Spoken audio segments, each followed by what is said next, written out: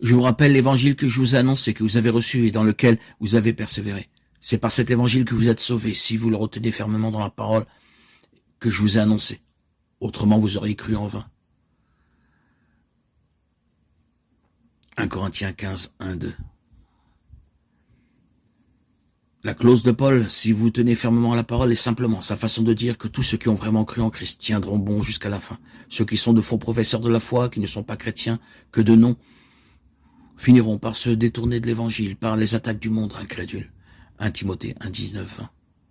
La déclaration de Paul, autrement, vous avez cru en vain dans 1 Corinthiens 15, 2, peut être comprise de deux manières. Premièrement, il se pourrait que Paul parle de manière rhétorique en avançant une déclaration hypothétique concernant la vérité de l'évangile.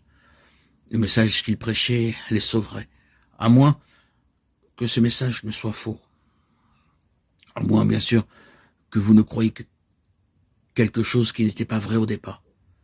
Dans le reste du chapitre, Paul met l'accent sur le fait de la résurrection et la fiabilité de son message. Deuxièmement, Paul pourrait opposer la vraie croyance, qui conduit au salut, à un simple consentement intellectuel ou à une réaction émotionnelle qui ne servent à rien pour sauver une âme. Dans ce cas, Paul avertit les chrétiens professant de ne pas ressembler à la parabole de Jésus, Matthieu 13, 1, 23. Jésus a donné un avertissement aux faux professeurs dans Matthieu 7, 21, 23. Et a donné la parabole du sol pierreux ou du sol épineux